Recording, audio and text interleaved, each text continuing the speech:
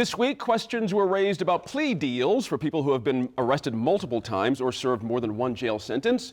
This issue was in the local news as media reported that Andrew Romero, who was accused of killing that Rio Rancho police officer, avoided jail time through a plea deal that included drug treatment that didn't happen. Now, if Mr. Romero had been sentenced using his previous criminal convictions, he wouldn't have been out in the streets for almost 14 years. Now, this case raises a lot of questions about plea deals, Tom, and it's not as if plea deals are that unusual, but we're finding out through the details here. A lot of great reporting in the Journal and Channel 13 and Channel 4. It's done some really good digging here. It's interesting to track this case as it sort of bumped along.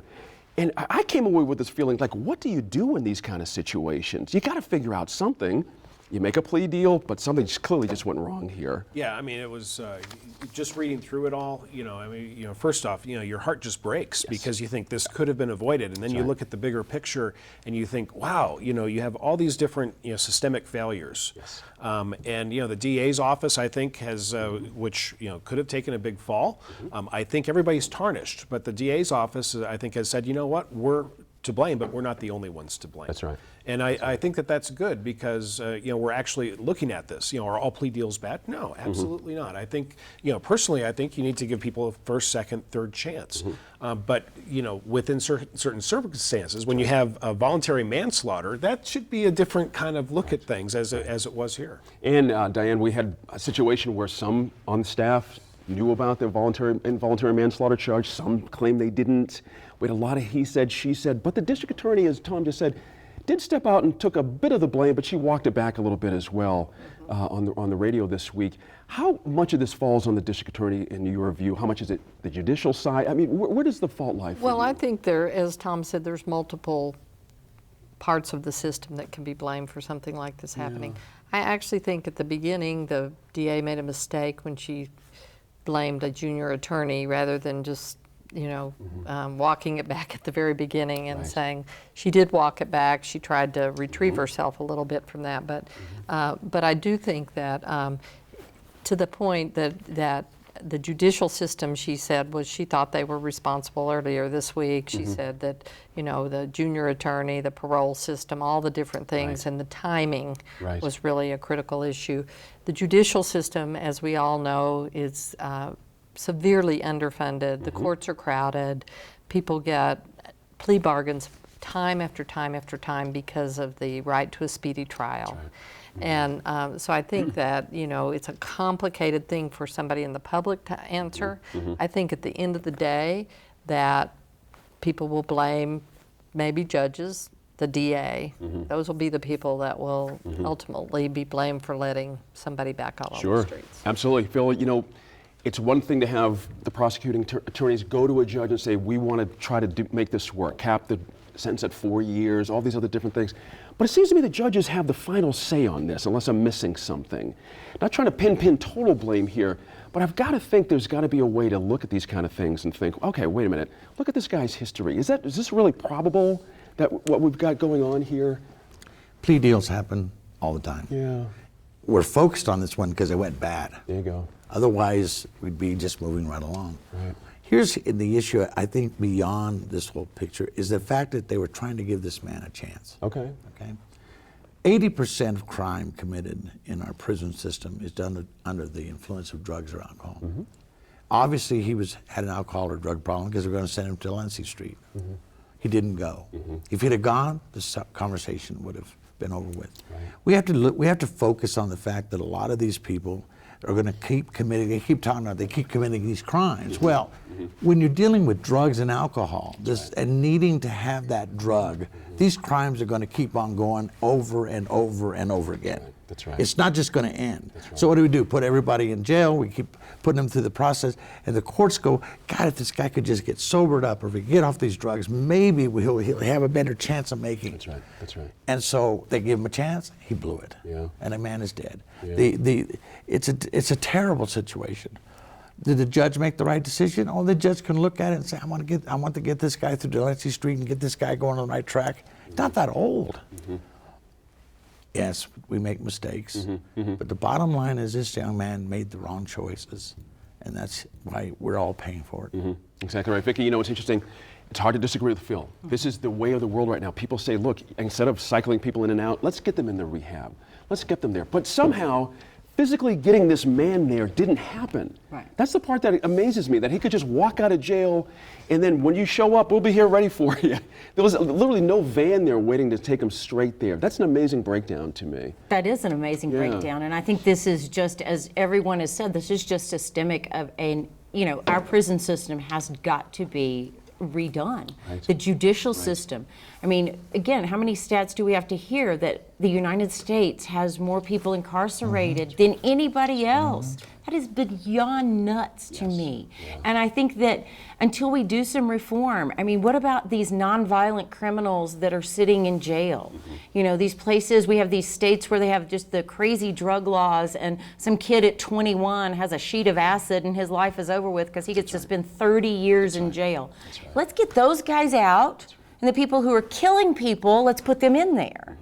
I mean, to me, it's very simple. We have got to reform it.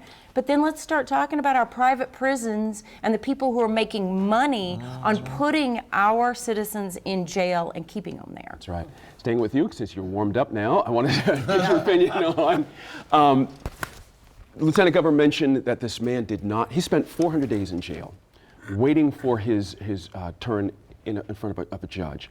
Now, the previous judge, it turned out, had some health issues.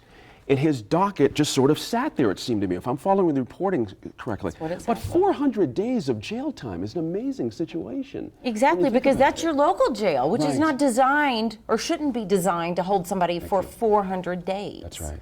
And so you've got but think about it. If we have no money, what are the citizens going to say when we're like, well, we're actually going to be spending more on the judicial system instead of your senior center, instead of your schools? I mean, you have to make a choice. And until we reform the laws, which, again, we have a lot of legislators on both sides of the aisle who, for the past couple of years, have been trying to reform a lot of our criminal justice system. We need more of that collaboration. Absolutely. So bringing it back full circle, she makes a good point about nonviolent criminals, but this guy was a violent criminal. Yep. He was convicted of manslaughter. He was in a gang fight, and he got off with manslaughter, probably. That's right. So, I think he was sticking up gas stations, there's weapons. When you're thinking about how that sentencing happened, it's a serious breakdown in the system. That he didn't have somebody, waiting to take him to his first counseling session with the drug rehab people. That we don't have that. The system isn't funded. And we talk about smaller government, that's what this is. Right. This we is the have result. unfunded rehab services, we've unfunded mental health services, we've unfunded so many things. So when people talk about that, if we should be doing this, all those things come at a price. And meanwhile, we have a police officer who, I live less than 2 miles from where he was murdered. Oh, wow. And so we have this police officer who's going out to do his job.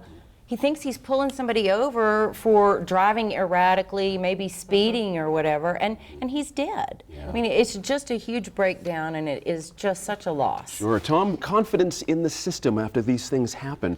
How are people supposed to perceive all what goes on here? Well, it's interesting. When you look at perception as a whole, our own surveying has shown that, when you look at the courts and justice system as well as the police officers, both have seen slight declines over the last 5 years. However, both have seen tremendous increases in unfavorability and lack of trust. Wow. So, what these organizations need to do is they need to find a way to win back that trust. And I think a part of it has already been started as far as the transparency, a good old word that we've been using a couple of times today, of saying, here's what happened with the process. Not taking for granted that it's going to be a perfect process, because it's clearly not. It's a very flawed process with flawed people on both sides of the arresting, of the prosecuting, and on the accused and the victims. Okay, there's no perfect party here, and we have to accept that. And part of that goes to building that trust and that favorability. Does that come down to a point of where Lieutenant Governor came down about money? If the system really needs to move things along, we need to get dockets cleared, literally. and just move them along. Is you the know, public willing to pay for that? No, absolutely Yeah, not. that's I the mean, thing. you know, but they don't want the problems that are associated with it. I mean, That's we've right. had discussions around this table before about children, youth, and families, and the huge issues, and you know, the tremendous injustices that have taken place. You know, could have more money solved that?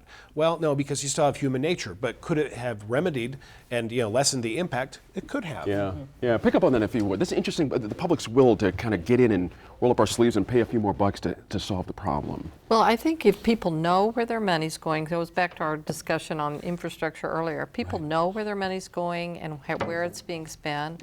And I personally think that during this time we've seen all kinds of data that shows that not just legislators, but the public is willing to look at alternative sentencing methods.